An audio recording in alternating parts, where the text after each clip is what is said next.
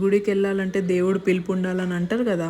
బహుశా మమ్మల్ని వర్షంలో రమ్మని పిలిచిండు కావచ్చు, అందుకని మేము గుడికి బయలుదేరినాం. అది ఎక్కడంటే నిజామాబాద్ డిస్ట్రిక్ట్ భీమ్గల్లో లింబాద్రి గుట్ట శ్రీ లక్ష్మీ నరసింహస్వామి టెంపుల్. చాలా ఫేమస్. సింపుల్గా చెప్పాలంటే చిన్న తిరుపతి అనొచ్చు.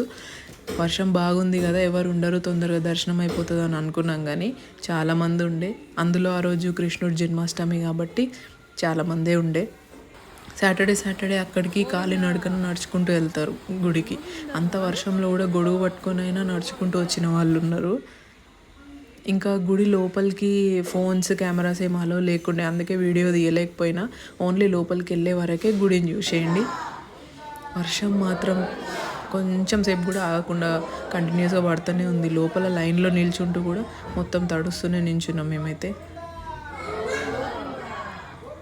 మా అత్త, మా మామయ్య, మా హస్బెండ్, నేను, మా పిల్లలు వెళ్ళినాం అనమాట.